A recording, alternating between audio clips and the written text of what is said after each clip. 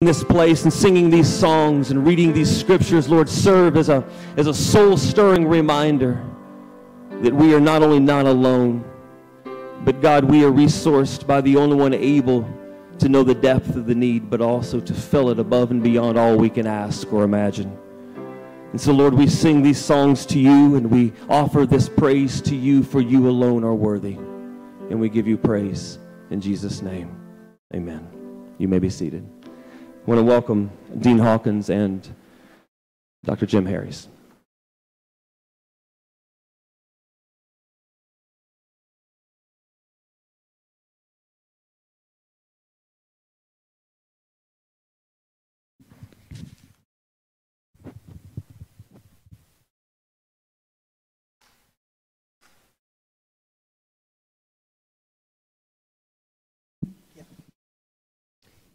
Welcome this morning. Glad that you are here. I want to introduce a little bit more Dr. Jim Harries. I know that he was in one of the classes this morning, so you may or may not have been there. I met Jim in Kenya, in the western province of Kenya, where he was living a few miles from where we were living, and he came over to see if we needed faculty for the school that was being birthed at that time, Kima International School of Theology. And I said yes, and I was the dean there, and so he became a part of my faculty. But that isn't where his journey begins, and so we're going to have a conversation about several things, but I'm going to start with Jim Harries. How did you get to Africa? I mean, what is it? He's a Brit, by the way, in case you haven't heard. You will pick up on the accent, because though he speaks several African languages, he's still a Brit at heart, I think. So how did you get there, Jim? Thank you, Marianne, and it's nice to be here again. And I first met Marianne and Jim 20 years ago, more than 20 years ago.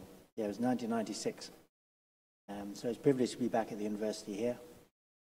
So how did I get to be in Africa? I mean, obviously there's a lot of ways of telling that story. As a young man in England, I came to faith in Christ at age 12, but I loved agriculture. So went to agricultural college after finishing what we call A-levels. And this, in a sense, is where things started happening, if you like.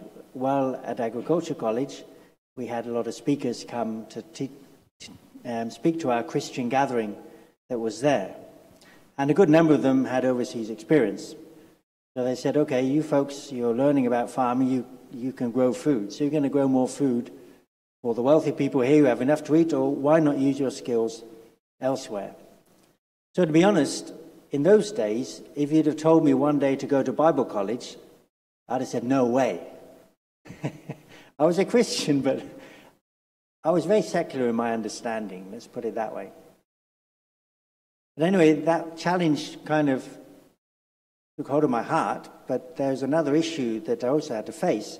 A lot of people in those days, and I just mentioned that in the class, those who were here, who were saying, try it out first. Do a year. See what it's like, whether it's the kind of thing you can do. Now, to me, that made no sense. Because if I went out for a year and it was a bad year, does that mean God has to guarantee to give us good years so we carry on? Or was he going to go there and say to people, look, be nice to me, folks. I'm a really important person. I can grow more food for you. If you're not nice to me, I'm not going to do it. He's putting God to the test. He's obliging the people to be nice. Doesn't make sense. So my conviction was I had to be committed for life or not at all. So in October 87, I made that commitment before God. And I mean, it's possible you can make that commitment and not follow it through, because things can happen. You can get injured or whatever. But I do think it's a good place to begin. And many people don't, because if you start, well, let's do it for a while and see how it works, well, when things get difficult, well, you turn around and go back. And that's one reason we have these days a lot of short-term mission And short-term mission is great in a way, but it has its limitations in others. So after having made that commitment, I was actually invited to a conference for teachers looking to teach overseas, and that's where I connected with my 3 years of teaching agriculture in Zambia, which was my first going to Africa. So after that 3 years in Zambia, because that's not where I met you, so there's another piece of the story from Zambia to Kenya. And part of that transition brought you toward what you were beginning to understand about vulnerable mission. So why don't you give us that piece, and then I'm going to ask you a couple questions about vulnerable mission. Yeah, thanks, Marianne. In fact, I went to Kenya convicted that I should be using local languages and local resources for ministry. So in Zambia, I was amazed. I mean, I was an agricultural type, I wasn't a pansy doing anthropology and theology. I was doing the real work. So I was going to do the real thing, and I kept running into these boulders and walls. And I guess I was that missionary who was always asking the difficult questions. There was a hospital down the road, a lot of Americans particularly. So I was trying to get my head around how to do agriculture. And it should have been straightforward. But I kept on hitting walls and falling into holes. So grappled with that for 3 years. In fact, 2 years into my time in Zambia, I called the mission boss. And I recall it as being a 5-hour conversation. And I told him, if you have to make these Zambian teachers change, if they don't change, we're not going anywhere. That was my starting line, as I recall. 5 hours later, I was convicted I have to work with the Zambian people, not against them. I was trying to show them where they were wrong so they could do proper farming, but now I had to work with them. Now that got me into a lot of trouble. How do you work with African people? And what I realized at the time, well, if you have a lot of money, of course, they do what you want them to do, as long as the money comes when they do it. And linguistically, English is money, for a start. And I had a reasonable grasp then of the Zambian language, and I thought, no, to do ministry, you have to do it in African language. Now, if you put some of those things together, they do become less palatable for mission-sending agencies. Agencies want you to do what will fulfill something in their agenda. And, I mean, I was just talking to a friend last week who was saying their agency insists they live in a certain house, in a certain place, they have a vehicle, and they go, and they're within a week of arriving in, well, a month of arriving in country, they're given responsibilities. So I ended up in Kenya, if you like, independent, because a lot of people who send missionaries don't want their missionaries to be vulnerable, the context they're going into. So maybe I'll leave it. Yeah, that gets us there. I want you thinking in terms of what it means to get into the lives of the people that you are ministering with instead of ministering to. Now, this is true for whatever your vocation ends up. This is where we're going in being like the people, being with the people. Now, in our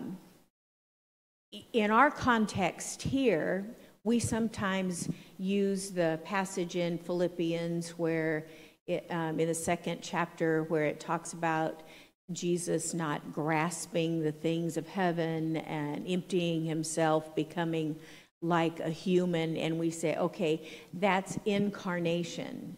And so we talk about our need to be incarnational, that we need to live like that. But Jim has changed my mind on some of that in understanding what it means to be incarnational and why In an African context, it actually puts up walls rather than, and I would say in many other contexts, whereas white missionaries, English language people, we go to do ministry, we go to help those poor Africans. And I hope you know that I'm saying that with, I hope I never hear that out of anybody's mouth. Okay, but that is true, truly some people's attitude. Jim went about it a little different way.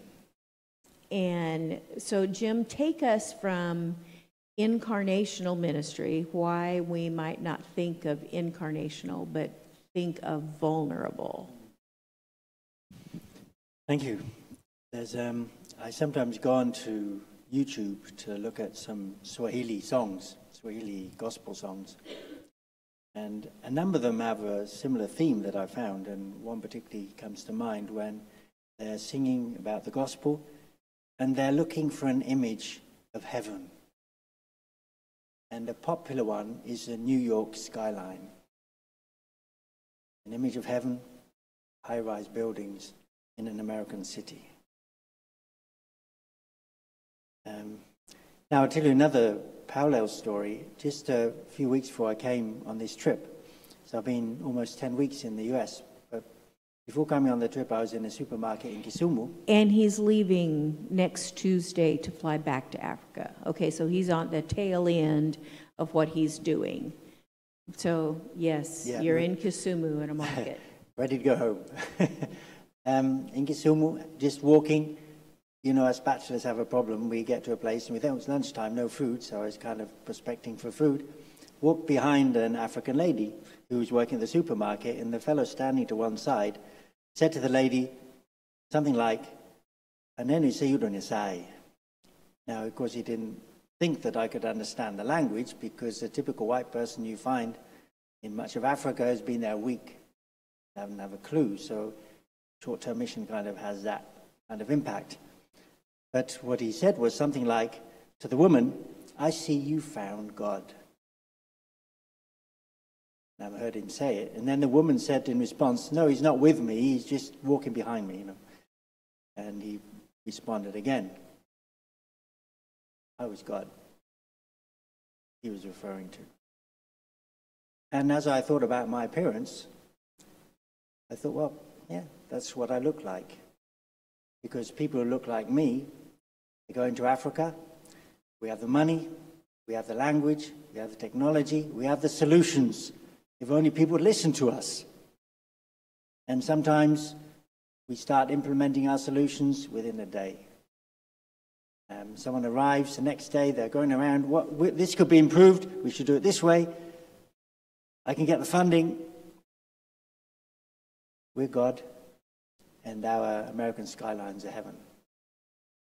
Now that illustrates problems with the paradigm of incarnation, not Christ's incarnation, which I think is a wonderful paradigm, but if we take that idea and say that we're incarnating, then if we're not very careful, heaven is America, and we're incarnating into that terrible, sinful, poverty-stricken world of Africa, and we are God.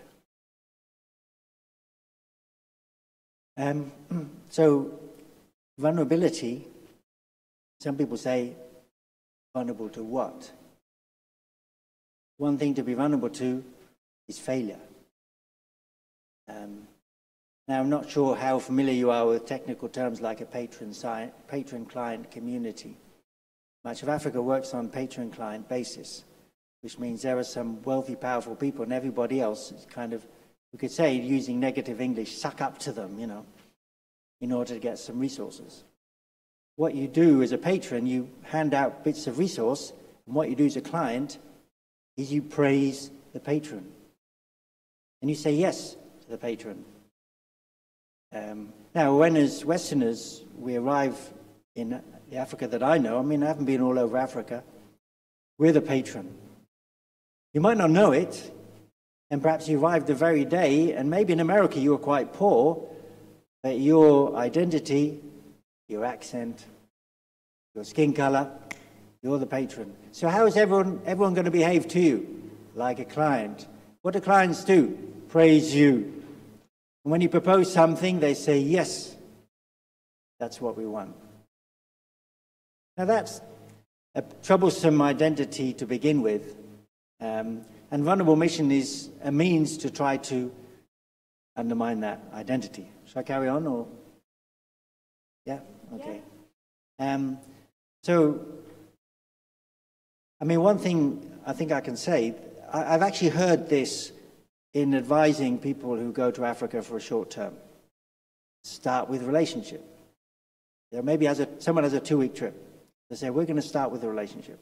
So maybe for a week, the group of people from the UK or from Germany are being friendly, and when someone says, give us money, they say, oh, we're here for a relationship.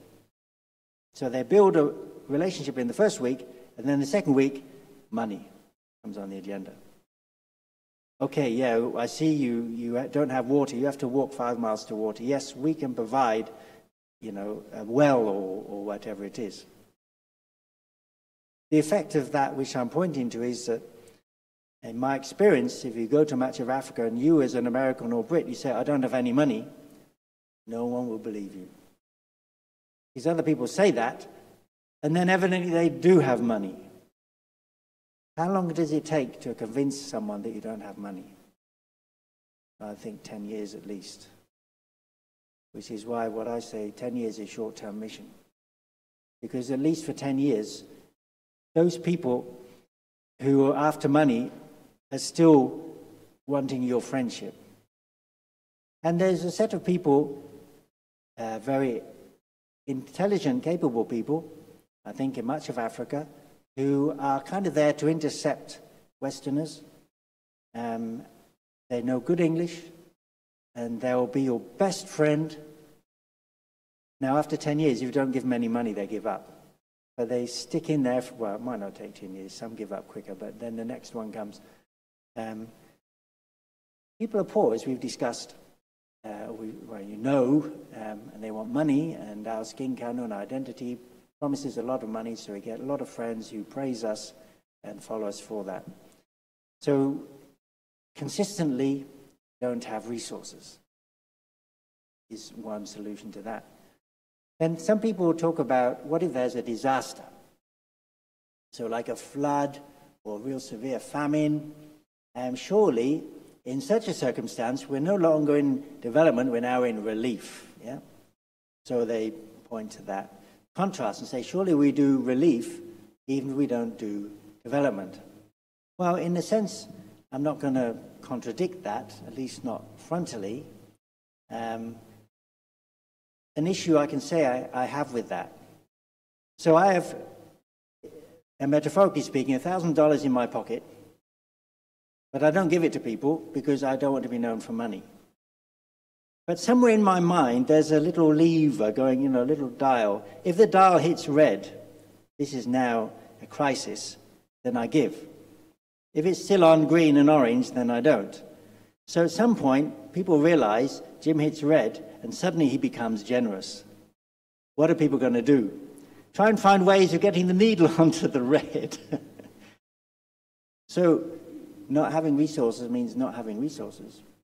And even if there's a plague hits a village and everybody else is dying, you don't bail them out. So, Jim, how do you live in Africa? Right. If I just finish the illustration I'm giving here and then come on to that. Now, if outsiders come because there's a crisis, I mean, that's good. But don't let them come to me to advise them, because if they do, I'm going to get into trouble. They say, Jim, which village do we really need to help? This one or this one or this one? And I say, this is a village you should help. And the people in the village have seen this generous, relief-oriented donor coming. They say, Jim told him to give the money here. He doesn't like us, and he doesn't like us. So if you want to do relief, don't depend on local people. Just go and do it according to your own wisdom, because that local person you depend upon will be labeled. You're putting them into a very, very difficult predicament, which is why, unfortunately, often when Westerners come, I have to avoid them. If I don't avoid them, and they're seen talking to me, and then they make a decision, the people think, well, Jim told them to make that decision, and the people not benefiting from the decision take me as their enemy. Okay, so there's some real complex issues there. And what it does, actually, it squeezes out knowledgeable people. The system squeezes out knowledgeable people in favor of less knowledgeable people or short-term people. So how do you actually live was the question that Marianne added. If you don't have resources, when people realize that, and if you're not going to use English, you start to become irrelevant to the community. Or at least you become much less relevant. The new Westerner carries a lot of potential, if you like, will draw a lot of interest.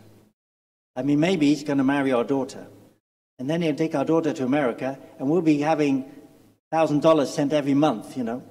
Maybe he's going to bring this project. Maybe he's going to connect us with Oxfam or with something. So people tend to pay a lot of attention to the new Westerner.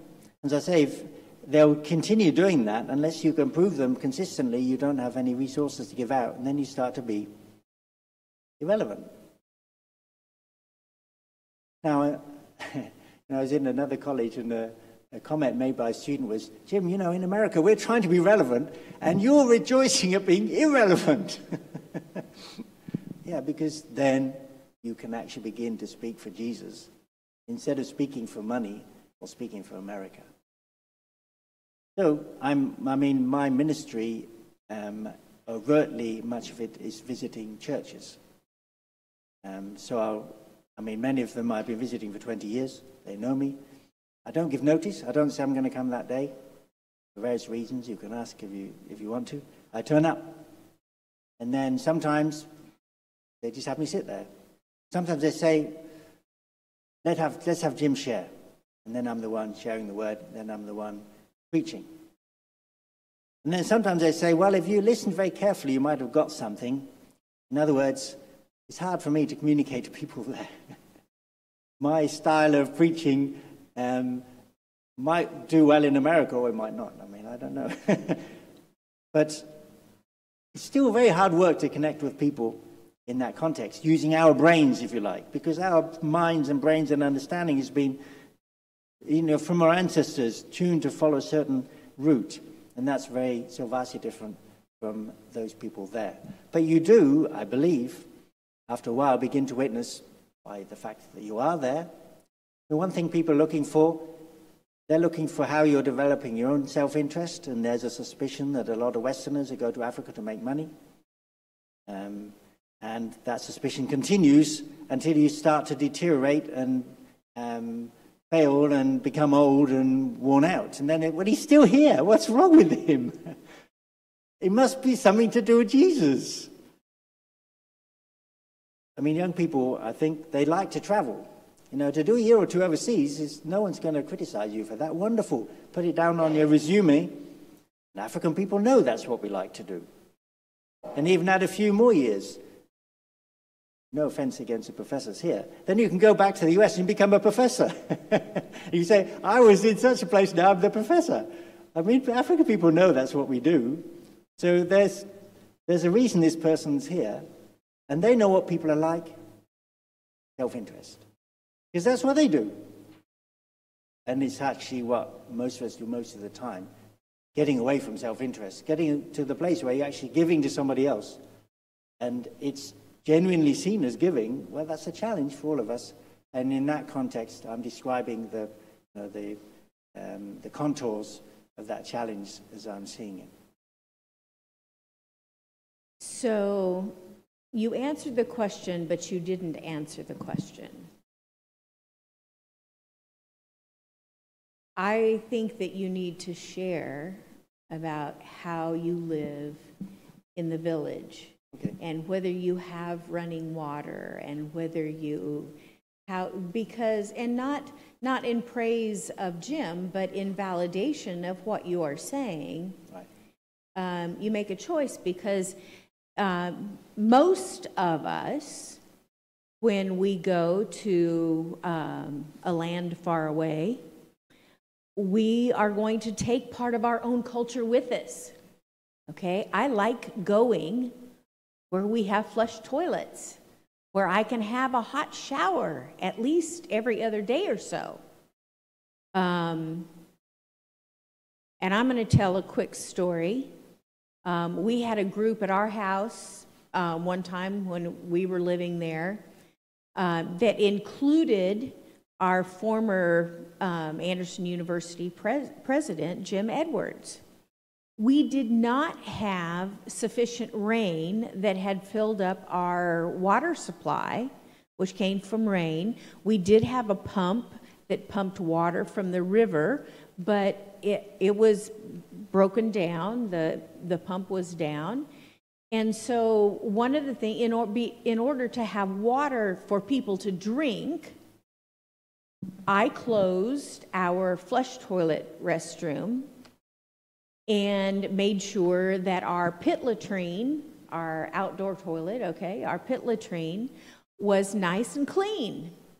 And President Edwards walked into the bathroom, read the note, and he came out and he said, "Me too." And I said, "Well, yeah, everybody, pit latrine's right down there, and you want water to drink." So there is a sense of we're the ones with the money, we're the ones with the resources, no matter how poor you think you are. And so learning how to give, but I think, Dr. Harries, that you live, I've been on your compound.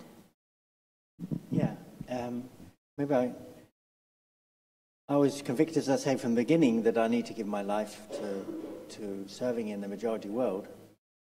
And I also have continued to be of that conviction. Then the question comes, well, what about getting married?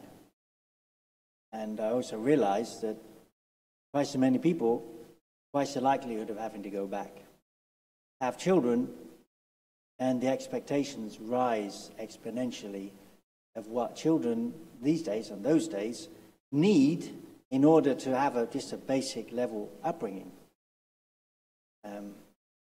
So it became my conviction. Now, I mean, I'm not saying I don't have any interest in ladies, but I haven't taken the step of getting married because the chances are it would take me off the field.